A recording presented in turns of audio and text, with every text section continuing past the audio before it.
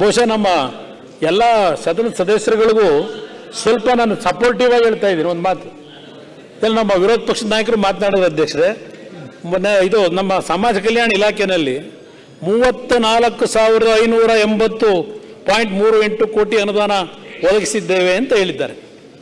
ಅದರಲ್ಲಿ ಅದೇನೋ 11,000 ಕೋಟಿ ಇದರ ಕಡೆ ನಿಮ್ಮ ಗ್ಯಾರಂಟಿ ಕಡೆಗೆ ಹಾಕೊಂಡ್ಬಿಟ್ಟಿದ್ದೀರಿ.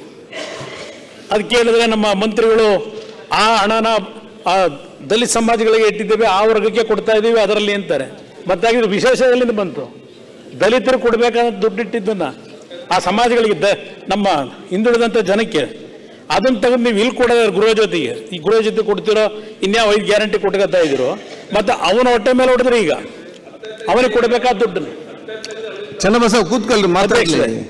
ಆಮೇಲೆ ಅಧ್ಯಕ್ಷರೇ, ಈಗ ನಾವು ನಮ್ಮ ಕಾಲದಲ್ಲಿ ನಾವು ಬಹುಶಃ 500-600 ಬೋರ್ವೆಲ್ಗಳು ಕೊಟ್ಟಿದ್ದೀವಿ. ನಾನು ಹಿಂದೆ ಒಂದು ಬಾರಿ ಮುಖ್ಯಮಂತ್ರಿ ಇದ್ದಾಗ. ಈಗ ನೀವು ಬೋರ್ವೆಲ್ಗಳು 7-8 ಕೊಡ್ತೀರಿ. ಆ ಕಾರ್ಗಳು ಅದೇನೋ 2-1 ಕೊಡ್ತೀರಿ. ಒಂದು ಈಗ ಮತ್ತೆ ಎಲ್ಲಿಂದ ನೀವು ಈ ಥರ ಆದರೆ ಶಾಸಕರುಗಳು ನಾವು ಜನಗಳ ಮುಂದೆ ವಿಲನ್ ಆಗ್ಬೇಕು ಇವರೆಲ್ಲ.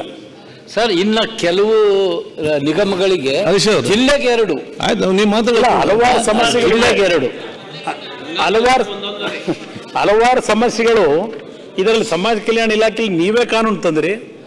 ಇವತ್ತು ಏನೋ ಒಂದು ಸಮಾಜ ಕಲ್ಯಾಣ ಇಲಾಖೆಯಲ್ಲಿ ಇಡ್ತಕ್ಕಂಥ ಹಣ SCP STPದು ಅದರಲ್ಲಿ ಏನಾದರೂ ಬೇರೆ ಕಡೆ ಡೈವರ್ಟ್ ಮಾಡಿದ್ರೆ ಅವರಿಗೆ ಶಿಕ್ಷೆಯನ್ನು ವಿಧಿಸ್ತಕ್ಕಂಥ ಕಾನೂನು ನೀವೇ ತಂದಿದ್ದೀರಿ. ಆದರೆ ಇವತ್ತು ನೀವೇ ಅದನ್ನು ವೈಲೇಟ್ ಮಾಡ್ಕೊಂಡು ಕೂತಿದ್ದೀರಿ ನನ್ನ ಅಭಿಪ್ರಾಯದಲ್ಲಿ. ಅಧ್ಯಕ್ಷರೇ, ಇನ್ನು